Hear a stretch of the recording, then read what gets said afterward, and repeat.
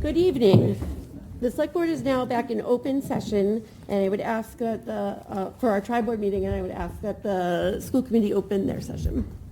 I call to order the school committee meeting of Monday, December 15th, 2026. And I would ask the finance committee to open their session. 2025, sorry. Sorry, didn't even notice. Finance committee meeting of December 15th, 2025. Okay, we are now officially in our tri-board meeting, and we'll head on to our new business, which will be item A, is the fiscal year. Pledge. Oh, I ask you to stand with me for the pledge of allegiance. Let's do that first. I pledge allegiance to the flag of the United States of America and to the republic for which it stands, one nation, under God, indivisible, with liberty and justice for all. Okay. Now we will move on to our new business, and item A is our fiscal year 27 to fiscal year 31 capital improvement plan. So I'll turn it over to Town Manager Rodriguez to present about the plan. Thank you, Madam Chair. So today we're going to go through the fiscal year 27 to 31 capital improvement plan. We're going to focus a lot on what fiscal year 27 looks like. The department heads and the school department are here if you have any questions about the individual projects. But we're really just getting started, and you have your books as of tonight, so if there's additional information that you're looking for on those, please don't hesitate to reach out to us. I think we have a couple of new members at least, so we're just going to take us back to basics to get started. So what is our capital improvement plan? It's all of our tangible and assets in projects, so it's kind of our stuff. It costs more than $25,000 and has to have a minimal useful life span of at least 5 years. We try to provide a planning schedule and talk about what our financing options are going to look like. As a policy, we do try to fund any projects of less than $50,000 within the operating budget. The last few years, we've tried to do over $1 million worth of capital projects within the operating as debt has fallen off. And so what you're seeing tonight is both our capital improvement plan, but also what our capital budget will look like and what our spending plan will be subject to town meeting approval. So our capital improvement plan really starts around the August-September timeline. What we have department heads in the schools submit and prioritize their requests. Dennis and I evaluate those requests, and then we have a group meeting where we discuss the different requests people have put in, any concerns that may exist, and also what funding mechanisms may look like. So for fiscal year 27, we have over about $103 million worth of projects with 42 total projects. Many of those projects are multi-year things, maintenance in nature perhaps, and you'll see them kind of throughout the plan or things that you've seen in the past. Some of them are not, some of them are new, and we'll go over a lot of those. This shows you the fiscal year 27 funding plan. So we have $10.9 million that would be funded without debt, and then $102 million to be funded with debt. I'll get into a little bit more of that as we go along. So this breaks down the plan a little further. We are proposing using $4.5 million in free cash. We have a little over $9 million in free cash. As you know, Chapter 90 is our road money that we get from the state for regional roadways. That has stayed level for the last decade or so at around that $850,000 number. We are proposing using capital stabilization at $1.3 million. So if you remember, we had been putting a lot of the Amazon new growth into the capital stabilization account to hold it for projects related to Facilities Master Plan 2. We had used it last year to pay for the high school fields. These are funds that can only be spent for capital. We have funds reserved for capital in the operating. We're actually increasing that this year from $1 million to $1.2 million, and I'll explain a little bit about why as we move along. We have $58.9 million worth of debt, and we'll get into what those projects are. We have a reimbursement from the Massachusetts School Building Authority of approximately $30 million, and that's estimated at this point. They give us a new percentage annually, and I don't think we've received it yet for this year. We are proposing to use our retained earnings for water, and so what that retained earnings are, if you remember correctly, is like the free cash of the Water Enterprise Fund for $1.6 million, and again, that can only be used for water projects. We have a water debt proposal of $2.6 million, And then we have retained earnings of sewer, so the free cash for sewer, of $1.4 million. So this starts us with our infrastructure projects. Going to get a little bit into some of these that are maybe not familiar or a little bit different from what we would see. But you can see here, some of this is what we see every year. Our sidewalks reconstruction, our culvert and drainage, roadways improvements. Those are things that you're going to see annually. You'll see it throughout the 5-year plan. This year, we do have the town hall parking lot. If you've noticed, the parking lot appears to be tipping over a little bit into the dam, so we want to make sure that that gets evened out.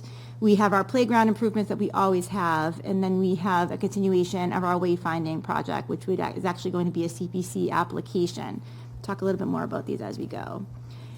Every year in the capital improvement plan, we include 2 years worth of street projects. So what I'm showing you here is our fiscal year 27 chapter 90 request. So that's the money that has to be regional roads, and it's coming out of $850,000, and it's going to be not really paid by this town, but instead it's paid by the state. And then we have our projects that we're proposing that we're going to pay for using free cash, and that's those projects. If you look in your book, you can also see the fiscal year 28 proposal for those of you that are curious. We used to do a 5-year plan for streets, but what we have found post-COVID is that the costs have fluctuated and changed so much that going out anything more than 2 years really raises kind of false hopes for residents about getting their roads done, and we want to avoid that and be realistic about what we can do. So if you think about it, it's... In the capital improvement plan, we include 2 years worth. So one of the things that is problematic and has been troubling for us is that the $850,000 from Chapter 90 has really been static for over 10 years. But the costs have gone up exponentially post-COVID. And so that means that while we're spending the same amount of money and really more money, we increased this by 25% last year, we're able to do less work than we previously were able to do. And that continues to be a problem. Another new thing that you're seeing in this plan is money to be used for the maintenance of fields. So one of the things that has come up as we have gone through the Fields Master Plan and we've done investing in our fields with McAvoy and the high school is that all of the work, or most of the work on the field is being done by the individual sporting groups, which is not really a best practice and not something that we want to continue if we can help it. So we're working with them. I would always say in other communities that I worked in is that if me and Donovan wanted to go outside and play catch, we could, right? We could just go out there and we could use it because it's a town field. But if we're not paying to maintain them, then we really shouldn't even be able to do that, right? So we want to make sure that we're matching what the town groups are putting in. And so we have $250,000 in this budget to start funding that, and the hope would be that they would match that and we would be able to have the $450,000 that is estimated to be needed to maintain our fields annually. So our next grouping is buildings. This is a big year for buildings. As you can imagine, we have the Kittredge, which I'll talk about a little bit more. We have the fire station, which we appropriated design funds for last year, and I will get into. We have a little bit more money that we need to finish the former senior center reuse. If you've been watching that, we're in the middle of electrifying that building right now. That's why we have 2 big storage containers in the back. If you go into the parking lot, formerly called TOPS program, what's it called now? Launch program, which is for students 18 to 21. Is going to be run out of that facility now, which is going to be great. We're very excited about that. They formerly were in Andover. They're currently having a temporary space at the middle school, but we're excited to welcome them there. We're also going to have veterans there. Emergency management is going to have space. The police department is going to have a satellite office where they'll be able to come back and do reports, so they don't have to go all the way back to pretty much the Haverhill line to do their work, and they can kind of stay closer to their sectors. Lots of good things going to happening in there, and we've done most of the work using this grant money that we got from Columbia Gas. And so we're almost done, but we're concerned we may need a little bit more, and so we wanted to make sure we had that available. There's $1.3 million for moving the Kittredge modular classrooms to the Franklin, and I can let Pam speak on that a little bit further, but that $1.3 million is actually what we are proposing the capital stabilization to pay for. So that's that. We have some very routine things, masonry, flooring, our district-wide exterior maintenance program. We have $450,000 that DPW is requesting to use to take the Kittredge Gymnasium and move it to the old farm property, it's Town Farm, so that we could use it for as a cold storage facility. So we're actually still paying debt on the Kittredge Gymnasium, and so not something we really want to be taking down. So we would love to be able to repurpose it, and so that's something that DPW has been looking at. And so those are all kind of big projects that we have this year. This is definitely the kind of the highlight year of Facilities Master Plan 2, right? This is what we've all kind of been walking toward. This is the big spend, and so it's exciting to see. So just some, I know everyone's probably been watching along, but just some preliminary plans for Kittredge. Pam, Laurie, Steve Foster could all speak so much more eloquently than I could on this project. Dave Brown, who's on the committee, Laura, who's the chair of the committee. But this is the preliminary plans. That's the schematic. This is where we are for timing. So this would, like I said, we'll be going to this May town meeting. We expect in February that MSBA will approve our project scoped in our budget, which is very exciting. It has been a very long process, but well worth it for the amount of reimbursement that we'll be getting. So it's very exciting. And so that's what we have on Kittredge. And then since we have taken on the fire station project, that project has actually changed a little bit. And so what you're seeing here is very rough schematic that is going to be changing just based on the meeting we had last Thursday of what a potential Fire Station 3 would look like. And so this is located at the corner of Berry Street and Turnpike Street on a town-owned parcel.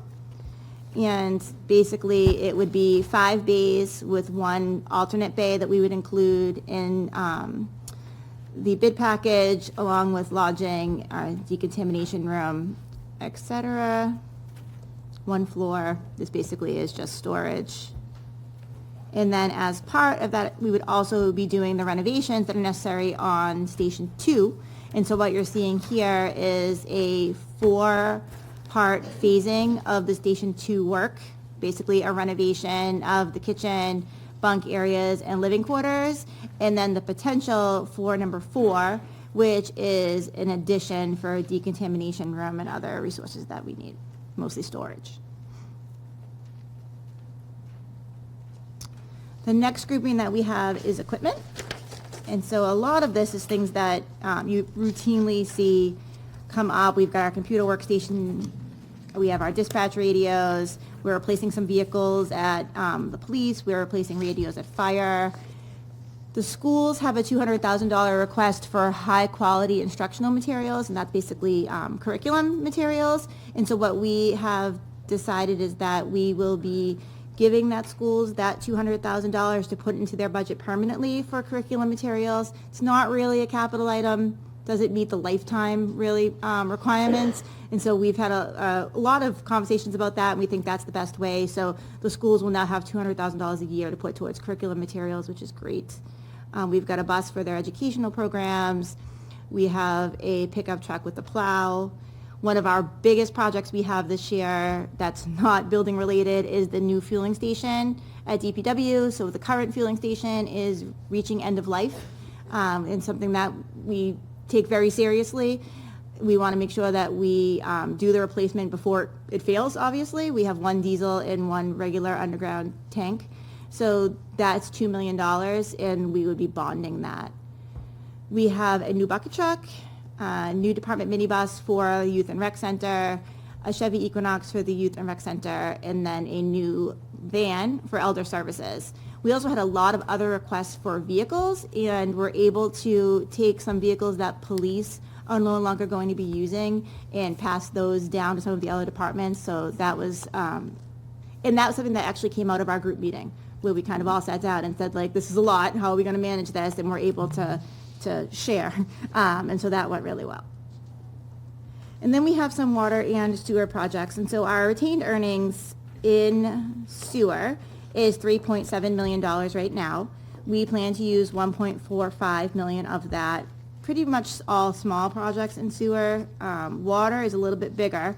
So in water, we have some large improvements to the treatment plant, and so that would be a bond, and everything else would be through the retained earnings. And if you take a look at the 5-year plan, we have 126 projects in the 5-year plan. It is the continuation of Facilities Master Plan 2, which I'm going to talk about in a second. The 5-year plan is $152 million worth of projects. I will say that you'll notice that if you looked back at last year's plan to this year's plan, priorities change, things become needed that maybe they weren't needed last year. Projects escalate faster than anticipated. Sometimes we get a grant and we're like, let's move that up because we pay for half of it. And so the plan is always kind of in flux. This chart just shows our revised Master Plan 2 right now. I have dropped Atkinson and Franklin from the plan right now, waiting for the school committee to finish their strategic planning exercise and give us some guidance on how to move that forward. But looking at this chart, the yellow is what we either have completed or are currently working on. So fire station design, ongoing right now, youth center design actually just starting, middle school entirely done, which is very exciting. Kittredge in the fire station, the orange is what's happening this year. And then in fiscal year 29 is when we would see the youth center. And so just to give you an idea of what that looks like, the debt payment on Kittredge is about $2.9 million a year for 30 years. The youth center is about $300,000 a year for 25 years, and the fire station is $500,000 a year for 25 years. And I'll talk a little bit more about that when we talk about the financial forecasting. Okay. Any questions or discussion about the capital plan?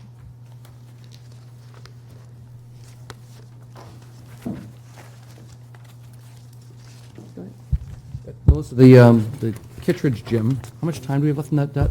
You know? Nominal, it's more in It's principle? a few years still. Okay. And that $450,000, we think that's the total cost, So all in? my understanding from the DPW director is that we have a company in town who has offered to pay to reinstall it. And so that's all site work. Okay. Oh, so it's just site work, really? Okay. So company town's going to pay, Yep, they're donating their labor. great, okay. So And you that's say it's for cold storage facilities, that just means it's like not insulated It storage? would not be insulated, right? Yeah. So it's exciting for us because we currently are storing a lot of fire department equipment, not at the fire station.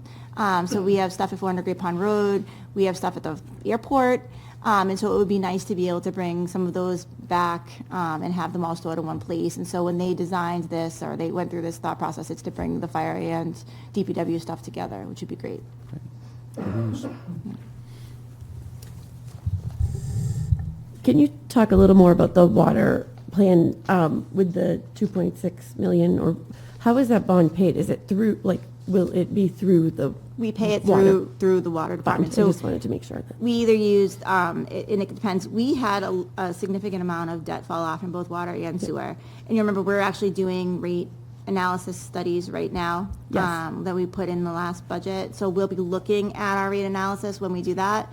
So there's kind of two schools of thought on how to do it. You can use your retained earnings to pay, and you just transfer over every year. Okay. Or you can pay it from the rates. Okay. And how long, when do you think we'll have the results of the rate study? Well, Jim, you want to come up? I always ask a question to Jim. Yeah, Jim likes it. Every year. He loves questions. Thank you. Hi, Jim. Jim Stanford, Public Works Director. We're soliciting firms right now, so we don't have a definite schedule, but the expectation that it's going to be done probably by a year from April. So it's actually will be completed hopefully by next budget season Yes. after CIP, because we do expect a rate increase on both. Okay. What we're doing, one of the things that's going to take longer in this is we're actually doing an analysis of all of our major treatment plant components, all of our sewer pump stations, all of the infrastructure, because that's going to actually factor in to the rate study. rate. We do expect that there will be some rate increases, which we haven't had probably in about 20 years, I think, at this point. I think it's 14, Jim. Close to. I haven't been here that long, so. Me either, but I think it's but- 14. So, but, and it'll largely be based on the actual long-term improvements. our treatment plant, for the water treatment plant, is 30 years old now. That's when things really start to, we have to do some major upgrades. Can I make the assumption that when we determine what the new rates should be, we're not going to, maybe we might be able to phase it in, or does it make any sense to sort of do a preemptive small increase? To get It'll people- absolutely be phased Yeah. in. What I'm expecting is you'll see a few percentage every year for 5 years. Okay. And then we'll look at where we are. Rate studies can be very complex, they can be very easy. Okay.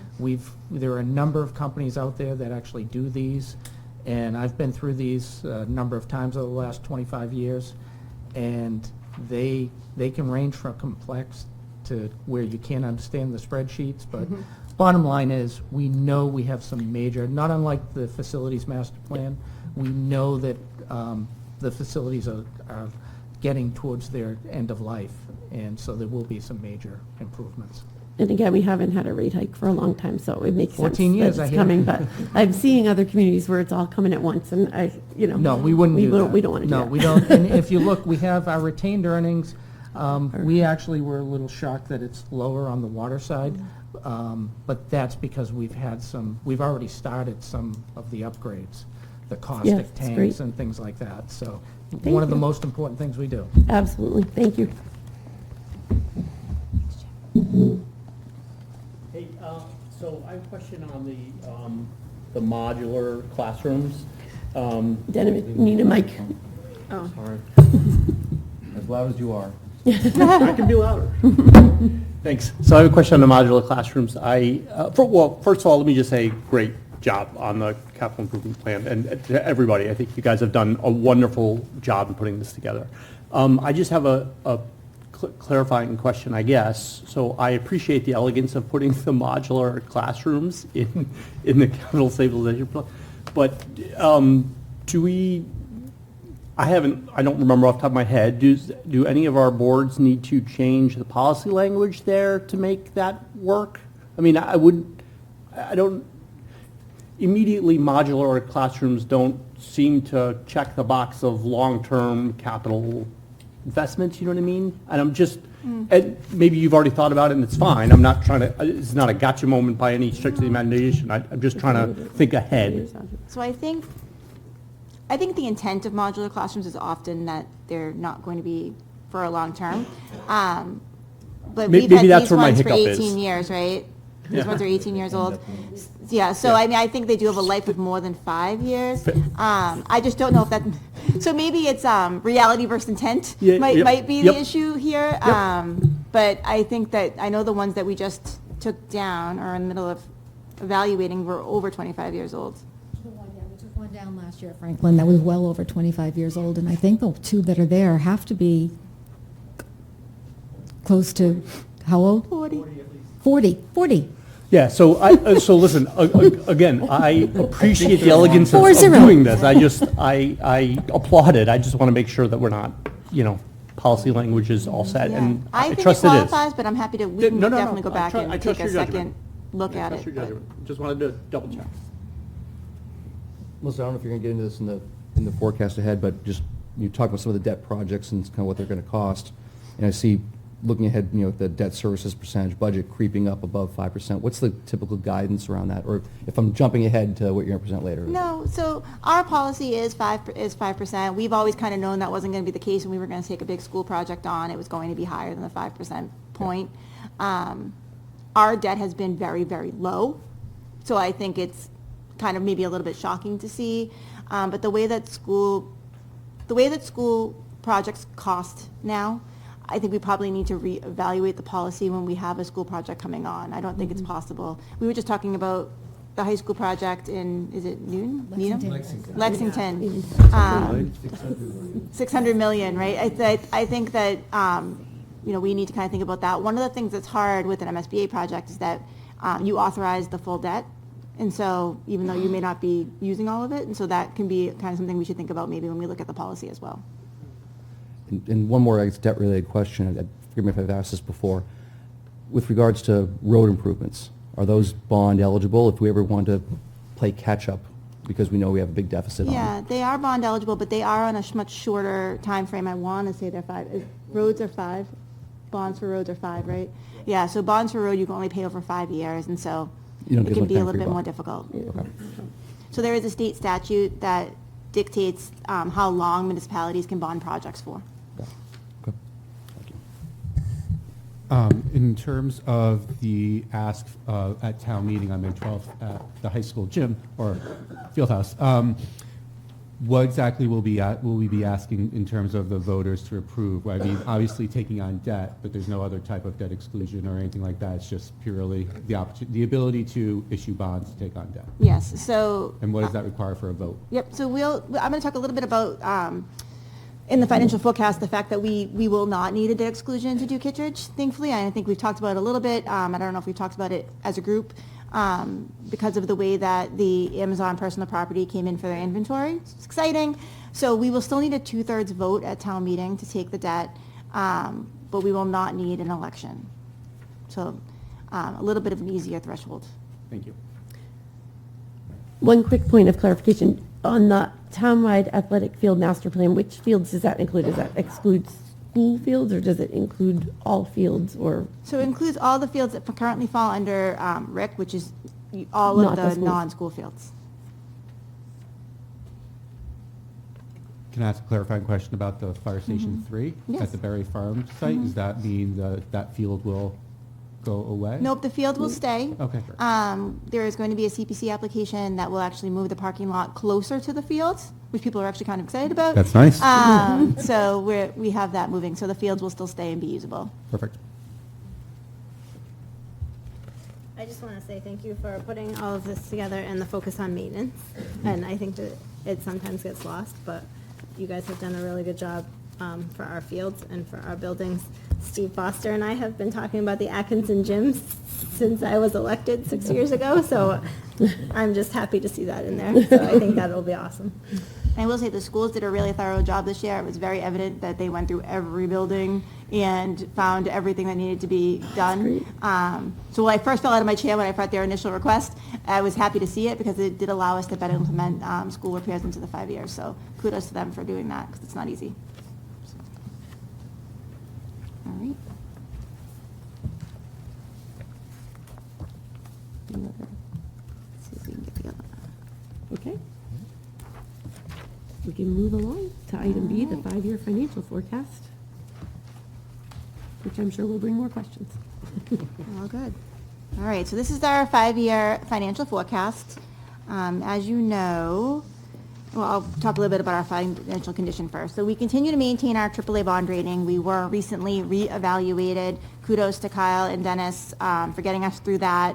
Our rating reflected our affluent residential tax base, our steady operating performance, and also really talked a lot about the financial policies that we have in place. And so it's great that we continue to look at those and that we continue to abide by them because they're certainly noticing and recognizing that. We have already received our Certificate of Achievement for Excellence in Financial Reporting for 2024. 2025 has not been awarded yet. And we received our Government Finance Officers Association Distinguished Budget Award for 25. This just kind of tells you a little bit about what our reserves look like. We have $6.5 million in our stabilization fund. We have $5.5 million in our capital stabilization fund. Remember, we had a little bit more than 8, but we used 3.6 this year for the high school fields, which look amazing. And we're asking to use 1.3 this year, for next year for the moving of the modulars. Our free cash is at $9.5 million, and our OPEB trust is at 6.6. And so our OPEB trust is to pay for benefits after people retire, for anybody who doesn't know what that is. So we do a financial forecast for a lot of different reasons. Our financial policies call for it. It's a really nice management tool for us to be able to help us make policy decisions when we're starting to do collective bargaining or we're thinking about what our future decisions we're going to make. It's a great warning system. So if we look at things like we will later today, we can say, you know, oh no, fiscal year whatever looks like it could be tough, we should plan for that. And so that's something that's been helpful for us. But it is very much an estimate. It's conservative. We use our past expenditures, our revenues to come up with these estimates, but it's really not detailed. It's a summary, and it's something that we want people not to really get nervous about, but to best understand as we're moving forward. We also only do it for a 5-year period because it really going anything further than that isn't effective at all, and it makes it very difficult for us to project further than 5 years.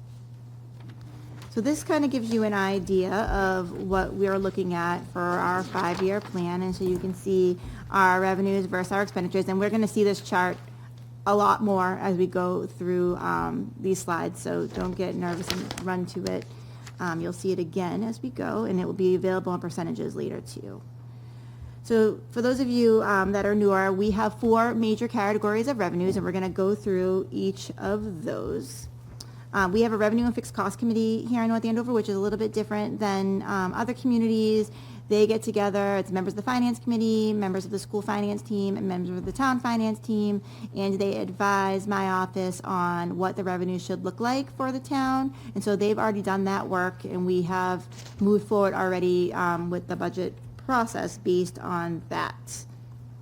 So these are our revenues by category, and I'm going to talk about each of these individually, but I like this chart because it does show exactly how much we rely on the tax levy, 78%, which is a lot, and so it's important to recognize that as we're going through this process. So our real estate and property taxes, what we often refer to as our tax levy, counts for 78% of all of the revenues we receive annually. It is comprised of how our community raises our property tax. It can be any amount up to the levy limit, and based on Proposition 2.5, we can increase it by 2.5% a year plus any new growth, which I'll talk about a little bit more in a minute. There's also 3 other mechanisms for increasing your levy limit, and that is debt and capital exclusions. So debt exclusion we talked a little bit about earlier. You can do a temporary increase to your levy to pay the debt of a project. You can do a capital exclusion, which is, let's say we decided that we wanted to do the modulars and we wanted to take increase the levy one time to pay for that. We have the option to do that. Both of those require an election.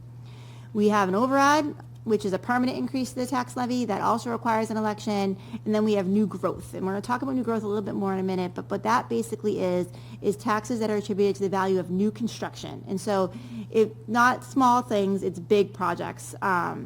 Like a new building, new addition to a building is usually where we get that from, a new house. And that gets added permanently to the tax levy. So historically, this is what our new growth has looked like here in North Andover. You can see it's been pretty steady up until 2022, and then with Amazon coming on, it's really been kind of all over the place. The number we're using for fiscal year 27 is 1.7 million. This is our historical new growth excluding Amazon. So you can see, and you know that we have historically used that $750,000 number and talked about that $750,000 number. If you take a 5-year average of our new growth and you exclude Amazon from it, it's actually $733,000. The 10-year average is $854,000. And this is our historical new growth from Amazon. And so you can see that the majority of our new growth since 2023 has really been Amazon-based. So we had $6 million in 23, we had 1.2 in 24, we had 4.7 in 25, and 5.1 in 26. And so that is all the new tax levy that we have had available due to the Amazon project over the years. That's a good question. Yeah, Does Amazon's inventory fall under the personal property? it does. And so that came on for the first time in fiscal year 26. And so the $5 million that you're seeing in fiscal year 26 is really due to their inventory. Am I It missing came on it? before that, but there was an increase in 26. Increase in 26. So originally, they were only at like half build. 4.7, so it's, if you look at 25. Yeah, come to the mic so we can hear you. Good evening, everyone. Dennis Cohen, Finance Director. And the assessor would be able to speak better to it, but the personal property came on in 2025 when the building was put into service. The increase in 2026 was due to a substantial increase in the value of the inventory for the personal property. So in 25, mostly what we saw is like the actual equipment, like the robots and everything else. And in 26, what we saw is more of their actual stock, right? Is that More or less, correct. Stay. Don't move. So these are our new growth estimates moving forward. And you can see that we are moving away from using the $850,000, $750,000 number, and we're going to start using 1.7 million. And the reason for that is that we know that, I feel like all I say is Amazon, and I feel like we need to call it something else. I don't know what, but we know that they're going to continue to have inventory. We know that they're going to continue to have replacement of the items that they have as personal property, and we're still trying to figure out how to account for that. And there isn't really another place to look at to say, like, this is the only warehouse like this one in the country. And so we're trying to, we want to move away from saying it's only going to be $750,000, and we're trying to figure out what it realistically could be. Now that we know that all the inventory is on for the first time, now that we know that all of their initial personal property is on, what is this going to look like? And so we're now hovering at this $1.7 million number, and it's a place where we're comfortable right now. Am I missing anything on that? You're good.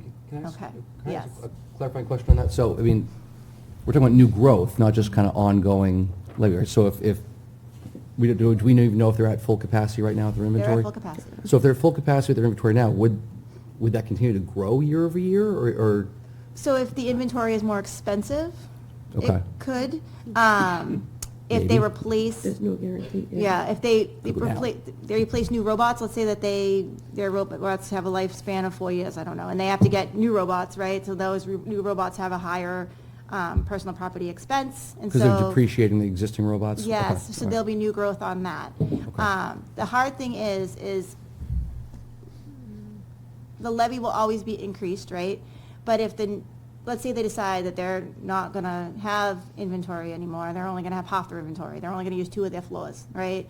Well, What they go from basically, selling TVs to toiletries? yes. Yeah, What basically would happen is that all of that would flow to the other taxpayers. that's one. So your levy wouldn't go down just because Amazon was no longer carrying those items, but But we wouldn't have the growth. we wouldn't have the growth, and Yeah. we also wouldn't have we wouldn't have their base anymore, right? So other people would be impacted.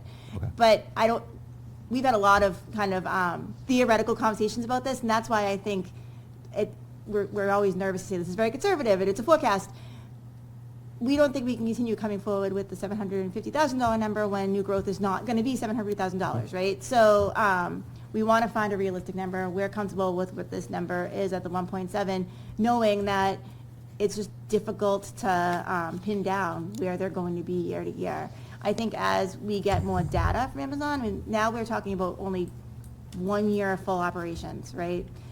We'll be able to have a kind of a better idea of what this is going to look like, but we also don't want to shortchange what the new growth is going to be. And so we're trying to be as diligent as we can.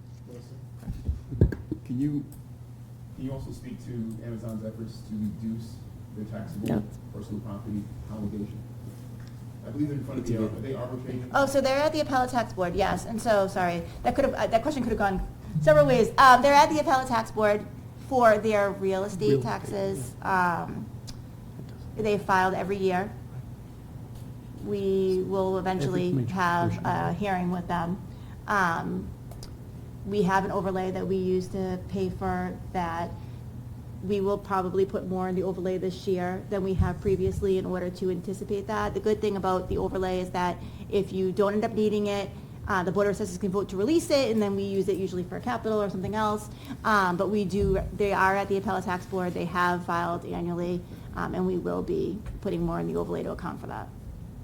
And part of the reason we are conservatively looking at how much we're going to get from Amazon over the years is because at any time they could reclassify as a different type of business or any number of things. It's not Anything super about- reliable for us. They could, right? And they have a lease, right? They lease Yeah. instead, they don't own the building. So there's so many And it's parts so of it. new Yes. and There's so many What- parts of it, and so we're trying to recognize that we need to be a little less conservative with our estimate, Yes. but we don't want to push it too far because we do recognize that there's a lot because of the risk. burden will get passed over to taxpayers if we. Yes. One more. You got it. I just wanted to piggyback on what Janice was saying, that reclassification is currently they're an LLC. So currently, they are a corporation. Corporate, They're not a corporation. they're not a corporation, so And if if they they were a incorporate, yes. the personal property goes away. No, their corporation, personal property is still there. No. So if There is there, some classification. there is some classifications Where it is. that they could choose that would allow them not to pay personal property anymore. Bill's getting very nervous behind me. I Yeah, can feel his cheering at the back of my head. They might not know. Right? There are some classifications that they could choose as a company to change how they are incorporated that would allow a company not to have to pay personal property anymore. That has other impacts, right, on their federal tax status, et cetera. But there has been times when that has happened with other corporations in the United States. And so it's something we're always trying to be aware of. I just want to highlight the Yeah. fact that that's why we're trying to be Yes. conservative, because Yes. it's not a guarantee. And all of our eggs are in this one basket, and Right. that is a little bit And scary. our other basket is our residents. Yeah, the only other basket is the residents. Right, and so we talk, a lot of people say, what did we get from Amazon? Or we've gotten a lot gotten a from lot Amazon, from right? Amazon. And we have the tip, but don't forget Definitely. the tip is only on the real estate Yeah. taxes. So, yes, them being in North Andover has been a It's huge great for boon us. for the budget. Well, let's talk about other eggs for a second. Sorry, I'm monopolizing you. No, just the 940,000 that you're saying is new growth for, that's just the inventory that you're expecting to go up. That's inventory, but also their material, their Equipment. machines and equipment, their and the fixtures. inventory. Yeah. So you said that there's not another facility just like this, but could we at least look at other facilities and look at the inventory growth? That just seems really high for inventory growth. I mean, because certainly to your can. point, if it's at capacity, Yeah. I mean, how much more expensive is our inventory going to be? So this facility is very unique because if you remember correctly from when they came in, they only have items that could fit inside of a Red Sox baseball hat, right? And so, yes, it's a very unique facility. So it is very difficult for us to even do comparisons. Okay, Yeah. Now I didn't remember that, so that does imply it would be very difficult. So that's why we've struggled with this, and that's why we've kept our new growth estimates as conservative as we can, because I don't know what the right answer is. But we don't want to come back every year and say, guess what, new growth was this, and, right? We want there to be some Right. middle ground, and so, Just this might was- take a couple of years. It may to take a sort couple it out. years, It's still yes. really new, so yeah. over time we'll have better data. I have a non-Amazon related question. Oh, I love that. We're looking at 5 years right now. If there were new projects in the pipeline that you were aware of, or things that were maybe coming down, would those be in the forecast today? Like Zero High Street or? So some of them are in the forecast today. Okay. So something like Zero High Street, Bill will have started to think about. So what we do annually is we meet, and so that would be in the original 750, right? Like that's basically what those would Okay. be. But what we do is we meet at the beginning of every year and we talk about what projects are currently in front of the planning board or the ZBA, because if it's going to impact next year's budget, it's going to already be like in process, right? And sometimes it doesn't pan out. Like there's 2 projects right now that we thought we would have had in this year's new growth that are not, right? So now they're moved forward to next year. And so, it can be kind of it's going to be a very difficult thing to estimate. The last couple of years, if you look at the DLS website, we've only had 1 new house, which is surprising, right? And so if you look back at our new growth, actually I might even have, I don't know if I printed it or not. I may have, let's see. If you look back, it's really kind of interesting. I might be the only one who finds it interesting, but let me see. I had created a chart. Yeah, okay. So this was our new growth applied to levy limit by type. And if you can see over here, like even in 2019, it was pretty even between real estate and commercial. In 2020, commercial come up a little bit. But then when you start looking at like 2022, 2023, 2025, and 2026, our residential was almost nothing. We had only 1 residential in 25, only 1 residential in 26. Really interesting. So I noticed that in Is that the driver? Okay. Is that the driver behind, so you're estimating 733 of new growth excluding Amazon, but it's dropped a lot in the last, it's only like 500 over the last, do we expect that trend to continue, or? What I expect is that real estate will probably continue to, the residential will probably continue to stay low, on the lower side. However, we do have the 40B project, we have a couple other housing projects that are going to come on, and apartment complexes still fall into the residential side. So I think we'll start to see a little fluctuation there. But it's a very interesting change from what we had seen previously. Especially because we have heard a lot about North Andover building a lot of new housing, and we're just not seeing it reflected yet in the taxes. The chart would look different if the industrial wasn't so big. Yeah, it's really interesting to look at, though. Melissa, back to the overall growth plan. So I understand how difficult it is to come up with a number, but how did you come up with the number, the 950? So- 940, 910, that one? Yep, so we looked at, and we've kept it level through the year, you can see, but what we looked at basically was where new growth has been coming in previously, and then what we typically see for a personal property replacement for a company. They actually are in a unique position where they hand in their personal property list to us. Most businesses do, so we're able to kind of have a gut check on these two. Missing anything on that? No, it's basically the 5-year average and what we expect to be Okay. the increase. So it's based at least on a little bit of historical data? Yes, absolutely. From their property and from their robotics? Correct. Okay. Thank you. Melissa, I just have a question. I understand it's easier for people to do ADUs now. I imagine the volume is pretty small and probably doesn't have much of an impact, but is that factored in at all? I don't think we've had even one. Oh. John or Jane. We've had some. Yeah, I mean, we haven't, so it would be new growth, because it is an addition. It would be on the residential side, but I haven't seen anything major come through. I know we had a few requests before town meeting. But anything would factor into the average, anything that we've had, but we haven't projected any increase to those numbers. It's minimum.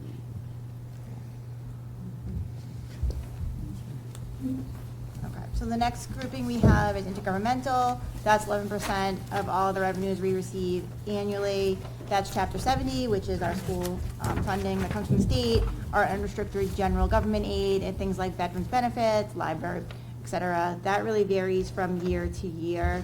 And what we do here in North Andover is we use the years before's number because the state budget is set so much later. So a lot of the time, we'll be well into the next fiscal year before the state's budget is finalized. Like last year, I think it was August. The year before that was definitely August, and so we use the number from the year before. Local receipts accounts for about 10% of all of our revenues received annually. This is based on any local fees, things like motor vehicle excise tax, meals, lodging, any pilots the town has, any host community fees, building permit fees, investment income, all the things that come into the town other than property taxes are local receipts.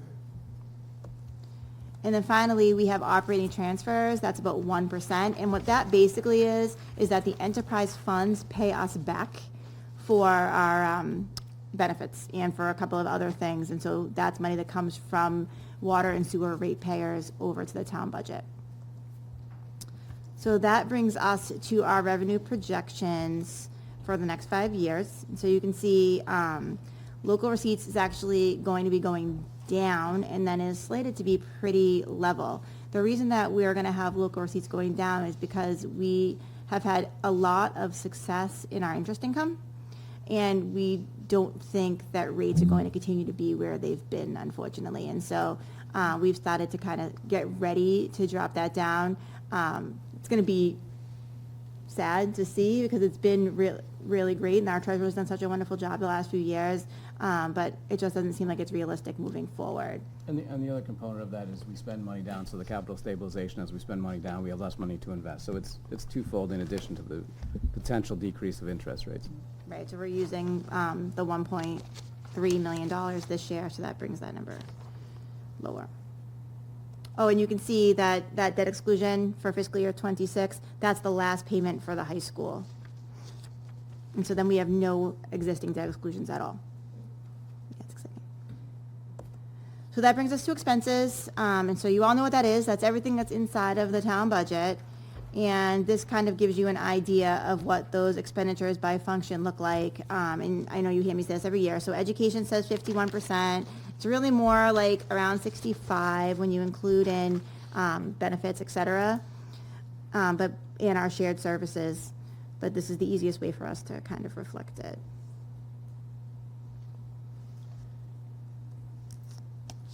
So budget drivers, no surprises here for anyone. Most of them are staff related. We've got step increases, we've got collective bargaining agreements. We have fixed costs like our pension assessment and our health insurance, which we'll talk about in a second. We've got contracts for things like trash, then any kind of mandates that come down from the town or changes that we have within the town, like a bylaw change that we need to fund. And while our services really do remain relatively stable, we try to recognize all of that as we're creating this budget. On the town side, for our personnel, we create a salary reserve for any of our contracts that are not settled, and our COLA is negotiated at 3% right now. This is our estimated retirement assessment for fiscal year 27 to 31. Interestingly, it only went up 4%. We only have it going up 4% for 27. We've actually already received that assessment, but based on historical information, we're using 7.05% for the future years. That's the average increase over the previous 5 years. This actually ends in fiscal year 36. The prepay ends in fiscal year 36. So if you remember correctly, the state had everyone pay extra in order to catch up on their retirement. Many communities kind of stretched that out into the 2040s. North Andover did not.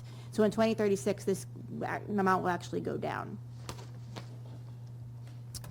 This is our health insurance. We're estimating 9.9% for fiscal year 27, and then 7.5% for the future years, which again is equal to the average increase over the previous 5 years. This year was a very tough year for health insurance, I'm sure everywhere, not just in municipalities. We saw between 11 and 12% increase. There are some municipalities who are not in the GIC that actually saw 20% plus increases. Regional out in the Metro West area, we actually had to have special town meetings to increase their appropriation mid-year. So it's been a very positive thing for our budget that we've been in the GIC because we have been kind of protected by that, but I do think we'll continue to see large increases over the next couple of years. So fiscal year 27, town departments, we're looking at about a 2.85% increase. That's anticipated level service. Our fixed costs will be going up 6.46%, and the education budget has been given guidance of 4.05%. This is the budget guidance forecast moving forward by numbers, not entirely as helpful as what the percentages look like. And so this is kind of what we're looking at moving forward. And so you can see that for fiscal year 27, we've got a total expenditure increase of 4.33% based on what we're currently forecasting. Fiscal year 29, everyone's going to get super excited and be like 6%. That's because all that debt is coming on. So if you look at that debt service, you're going to see that Kittredge comes on, the fire station comes on, and so that really is more like the other years. And then fiscal year 28, we're looking at about a 3, fiscal year 30, 3.44, and fiscal year 31, 3.41. Fiscal year, yeah? Can I don't want to interrupt. No, So no, if go you want ahead. to finish, okay. So can you explain to me, and it's probably something obvious I'm just dense on or missing, but in education for fiscal year 27, and I'm not trying to pick on education. I love education. North Andover Public Schools is a 4.05%, but then in 28 it goes down, what, 1.5%?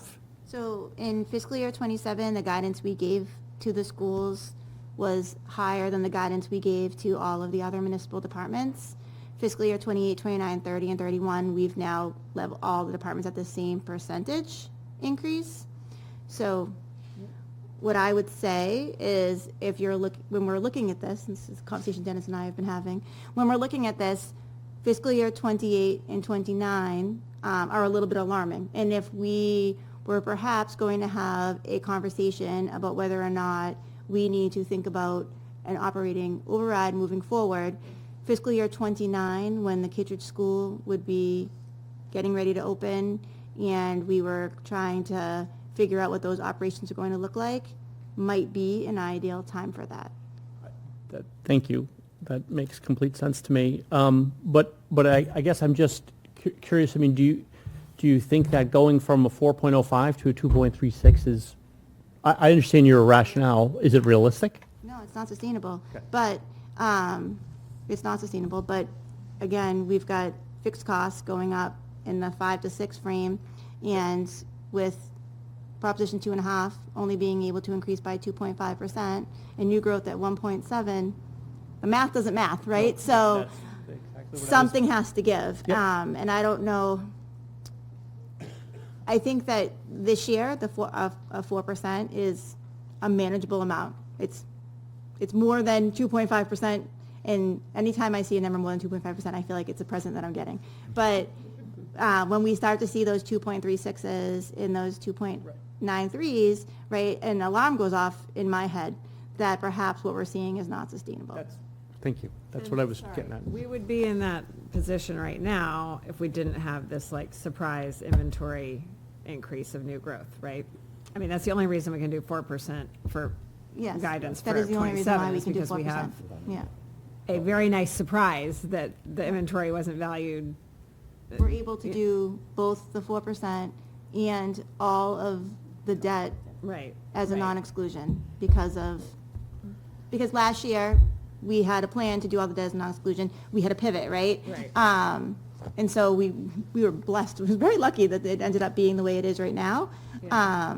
But again, I don't see, and we're not the only ones talking about this, right? MMA has done this huge meeting and press all this week about how Proposition 2.5 doesn't work anymore, right? It's a conversation happening across the state. If you look at override data, there's 50 communities that went for an override this year. Right, it's a systemic issue that our fixed costs are growing way faster, right? And so, it doesn't make sense to move forward. And so that's why these forecasts are so helpful, though, because, we can all look at this and say, wait a minute, 2.36 is a problem, right? We need to start planning for fiscal year 28 and 29, and what does that look like? Exactly, which is why I appreciate that you've already put a lot of time and thought into how we're going to tackle that, because you're exactly right. I look at that and alarm bells start going off, but the fact that you and Dennis and everybody else behind you has already started to think about that gives me a lot of comfort. So. Right, and if you look at what this year would have been last year without that growth, you would have been looking at a number that was 2.5 or Totally. 2.4 Yep. or something like that. And so, and we've been speaking a lot about one particular entity. There is some other new growth that occurred besides that this year that was unexpected, which may occur in the future. So Yeah. we may be sitting here next year and it's not that low, but No, and given the estimates, right. So No, that's it. and I just also want to acknowledge that the schools have done a tremendous job, given all of the tumult over the last couple of years, and to see 4.5 and then the 2.36, it just seems like a gross, in service to them. Yeah, and that's why it's Or exciting. disservice. No, it's exciting to see them doing their strategic plan, because I think that the schools will be able to build off that strategic plan. I'm sure my department heads are panicked as well when they see the 2.36. This is their first time seeing this too, right? And they're thinking like, well, we know trash is going to be going up because our trash contract ends next year, right? So all of these different things that go through our heads when we see this. And so, yeah, I mean, this is the reason we do this, so that we can have these conversations and we can start preparing. Plenty of time to think about it, and hope that we have another great surprise next year. Right, can't plan for hope, right? Not counting on it. I don't know if this is an appropriate question, but I'm going to ask it anyway, and you can tell me it's not. Last year, the school budget did go up a lot more than 4%. How does is 4% okay this year? Okay. I'm going to say, I think 4% is tough. Yeah, that's what I'm asking. I hope so. I've been saying this at all our meetings, there's certain key pieces of information we need before we can say if that's going to be enough. One was fixed costs and revenues look like, and what's the recommended budget? What is the number going to be is what we're going to start talking about in earnest this Thursday, and then we'll have the full budget presentation on January 8th, and we'll know the exact number. I'm hopeful that it's a really close number, that it does work out. I don't know. I think there is still a distinct possibility that 4.05 might be below the threshold to keep level services for next year. I'm using that term very purposefully because I do not want to support, and we find it very difficult to support a budget that was not level services, yes, we went up a lot last year, but we also had to say goodbye to a lot of people, and our classes are bigger, and we are getting by in a very thinly this year, and have great management in place, but we cannot, educationally afford to get rid of one more body in the classrooms. And that means, we have to make some shifts about what those bodies do, but that's the reality that we're in right now. And yes, we went up a lot more last year. We also made a lot, cuts to personnel to meet that goal. So I'm hopeful that it's there, but that's what we have to then figure out. I think it's going to be close. And I legit do not know what the number is that Pam is going to show us on January 8th, and we're going to talk about that Thursday. I have no idea what it is. I understand. I guess it was like a gut check I was just looking for, yeah. I know you're in the middle of all the planning process. Yeah. I would say absolutely Right, not. okay. 4.05 is gives me hope. Not as scary to me, but it's still got to be We'll close. see. Yeah. Thanks. Can I ask a question? Which contracts are up for negotiations right now? Any of We're them? currently negotiating the admin assistance contract, the TA teaching assistants contract. We have one more year left on the teacher's contract, and custodians, one more year on the custodians contract. Last year on the teacher's contract, is that where it has a little bit of a jump, or was that the first year?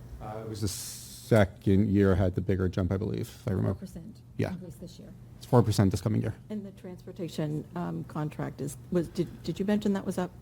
That's going out to bid? This is our last year. This is our last year of that contract. So it has to go out to bid?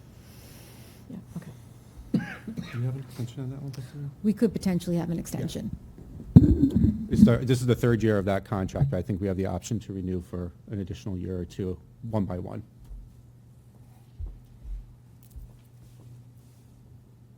You have 2 one-year options to renew? I believe so. I'd have to double check the language, but I'm pretty sure that, because that's what we always approve at town meeting to allow us to go into. I'm looking at Gail Dowd, our interim finance director, who's nodding her head, yes. Yes? Yes.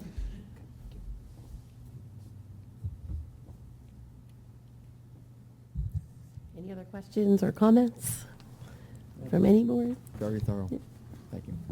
So the personal property thing at Amazon, I can't, it was 0 in previous years and is suddenly, or it's just, took an unexpected big jump? What happened there to make it I'm going to bigger? pull it right up for you. Hold up. So Okay. I'll give you the quick summary while she's looking for that. But it was a substantial increase in the value of the personal property, which was accounted for the new growth. So did they put in new systems or? No, this Just this the product? primarily related to inventory, correct? Interesting. So it just jumped up in a very big way. Yes. Wow. Because don't forget, in '24, we had nothing, it was not open yet, right? '25, it was still starting to be built out, right? And so we are allowed to tax them on what was there at that point, right? And then in fiscal year '26, now it's fully operational with all the stuff inside. And so we have accepted a law that allows us to bring on a percentage of growth for the real estate that, as it was done. And so that interestingly allowed the new growth to come on very slowly. We kind of trickled new growth in instead of having it all come on at one time. But the big driver was that the inventory value just jumped For way up. 26, yes. Well, I guess all of us realize that with what we have to pay for everything, right? Mhm. So, yeah, it makes sense. Thank you.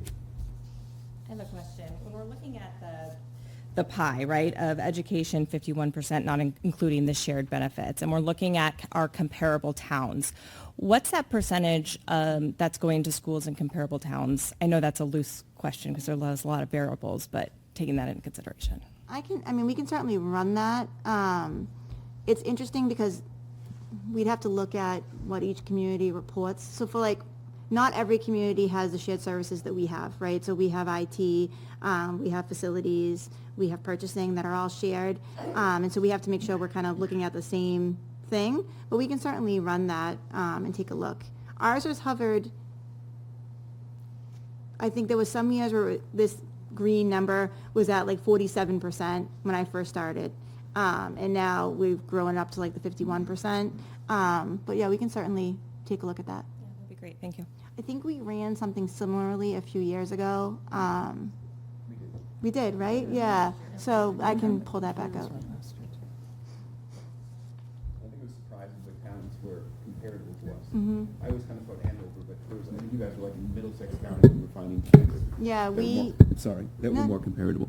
We had a company come in and create our comparables for us probably 5 years ago. Andover's budget is it's I think 50% larger than ours, which is why we don't use them as a comp. But we have Danvers, Reading, North Reading, Billerica, trying to think, Wakefield, Wilmington. Look at Laurie helping me. Thank you. Tewksbury. Yeah. So, and I've shared with some of you who have asked for it, kind of the way that they came about creating those comps. So I can certainly share that with you. Similar exercise, almost not just limited to education, but I think looking at everything, saying, okay, well, what do they have for employees and public safety and everything else, try and say, okay, how are the Truly towns balancing it? comparable. Truly comparable, We yeah. use the same 8 for absolutely everything, Same size commercial base. just to avoid Yeah, kind of that's why we keep the shopping for, Andover. yeah, so we just use the same 8 for everything. Any other comments or questions? Okay. The select board's going to remain in session, so I will ask if we are done, if that the school committee. Welcome to stay. You can feel free to stay. We have other work to do. But- So we need a motion. Yeah, I welcome a motion. Mr. Chair, I move that we, motion to adjourn. Okay, great. Thank you. Mr. Moskovich, Ms. Cormier. Thank you. Mr. Sams, Yes. Mr. Brown. Yes. Chair votes yes, we're adjourned.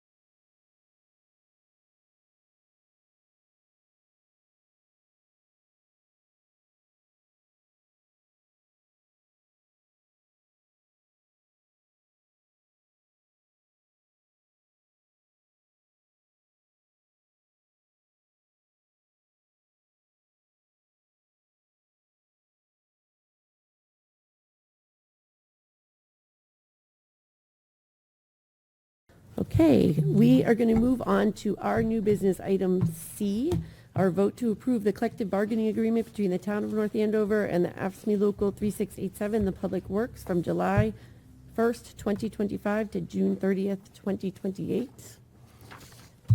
I will take a motion. Madam Chair, I move the Select Board approve the collective bargaining agreement between the town of North Andover and AFSCME Local 3687 Public Works from July 1st, 2025 to June 30th, 2028. I have a motion A second. and a second. Any further discussion? Great job by the Just want team. to say thank Yep. you, yeah, thank you for getting this done. All those in favor? Aye. Aye, okay. And now we are going to move into licensing, so I will take a motion. Madam Chair, we move into the meeting of the North Andover Licensing Commission. I have a motion I'll second. and a second. All those in favor? Aye. Aye, all right, we are in licensing. Included in your packet is the list of the town clerk's office of all license holders that have completed their renewal application packets and have no outstanding conditions. Please note businesses not renewing have either closed or never submitted an application. I'm looking for entertain a motion. So I will move that the select board, acting as licensing commissioners, approve all the license renewal applications on the list provided by the town clerk's office dated December 15th, 2025, with the exception of DNR Cafe doing business as Diane's Cafe and the entertainment license for the North Andover Historical Society, and Lobster Tail, The Loft, and Joe Fish. I'll second that. Okay. Any discussion on the motion? Just thank you to the town clerk's office for all their hard work. I know it's a big undertaking every year. I do have a question on process. If someone does not submit an application, and they haven't closed, do we outreach and, so we know that they're not going to? Yes, I believe she does, and then their license expires on the 31st, so they Right. wouldn't, depending on what type of license they had, they Okay. wouldn't be able to operate. Right, that's it. Yeah. I mean, they should know, but I just. We go through this every year. She There's does always a lot of outreach. There are a lot of late applications. This has actually been a really, really good year. We Great. changed Like the it, yeah. application slightly to try to make it a little easier. We combined, if you had a liquor and a common vic, instead of doing separate applications. Yeah, that's great. So I Perfect. think it went really well. I heard a That's- lot of positive feedback from businesses, especially about the change to the red envelope. She's now mailing everything in a bright red envelope, so it really stands out. Yes, and I've gotten a lot of good feedback about that, yeah. And if I can also just give a shout out to the building department for their inspections, helping to work with the clerk's office to make sure these got done on time, so. You did speak. I did. I wanted to speak in that case. to shut them down. And if a company got their license during the year, they don't have to renew on their first year. Is that how that works? Nope, they still do They still do, okay, January. no matter 1st. when. Okay. Even if they got their license in November? Okay. Prorated. It's prorated. Got it. That's right. Thank you. And you needed something to make it more palatable. When they get their, like, when it's approved, like, is that emphasized to them, like, hey, and within, the next 60 days, or the next, like, 3 weeks, or even if that matter, like, you have to renew it, renew, are they given that red packet or something comparable to it They're like at that time? automatically starting in the process, because Okay. they've already started with their renewal process months ago, especially building and fire and the appointments that they have to make for their inspection, so they're probably actually in the best shape of anybody, 'cause they've got everything. Any further discussion on the motion? No. Okay. Hearing none, all in favor say aye. Aye. Aye. Thank you. Second item we're going to discuss. We don't have to do. Or do we want to do? I thought we were going to do the other. Oh, Yeah. Okay, and then we'll go back. Okay, we'll next move to renewals with conditions. Lobster Tail Seafood Inc. has not renewed their certificate of good standing from the Secretary of State's office. The town manager recommends approving the license subject to receipt of the certificate of good standing no later than January 31st, 2026. The Loft and Joe Fish have issues with their fire alarm annual inspections. Repairs need to be made in order for the fire department to sign off on the inspections. Repairs have been scheduled and are expected to be completed by January 31st, 2026. The town manager recommends approving the licenses subject to receipt of approval of the fire department no later than January 31st, 2026. And I'll entertain a motion. Mr. Chair, I'll move the Select Board acting as licensing commissioners approve and renew the license for Lobster Tail Seafood, Inc., subject to the receipt of a certificate of good standing by January 31st, 26, and approve and renew the licenses for The Loft and Joe Fish, subject to receipt of approval from the fire department no later than January 31st, 2026. Any discussion? My only question is on the ones that were in the fire inspection, like if we find out something happens, snow, people get delayed, we'll have the opportunity to come back and kind of extend it for another month if we need to. This just allows us to kind of keep them on a tight schedule, right? So we would have to schedule another we would have to schedule a special meeting to meet We'll and do we'll have any a meeting. extensions. Yeah, okay. All right. Not that we anticipate that happening, but. Yeah, things happen, so. Any further discussion? Hearing none, all in favor say aye. Aye. So there's two other licensee renewal applications that I have a conflict with, because one is by the North Andover Historical Society, of which I am the current president, and another one is with Diane's Cafe, which is in the North Andover Historical Society building, and the North Andover Historical Society is the landlord. So I am going to recuse myself and leave the room.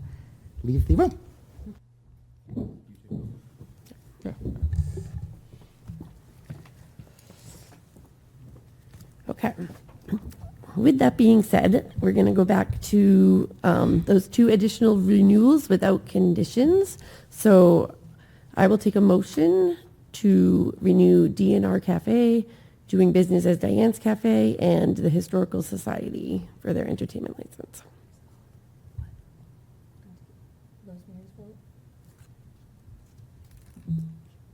Nothing. Still in the quorum, right? She's there, but not, like, she should be. Okay. Can't say so moved? Yeah, we get I mean, I guess we're doing it through the end of. These are without. Yeah, these are, yeah. I move that the Select Board acting as license commissioners approve the licensees for, DNR, Diane's Cafe, and Historic Society Entertainment license as printed in the packet.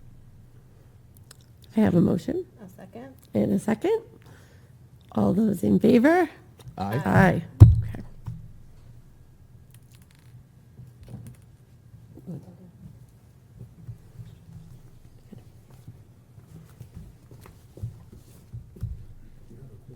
Yeah. Yeah. Could be talking to us, and it's not. Is she on mute?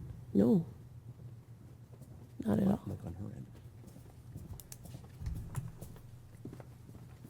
We voted no, Dave. I'm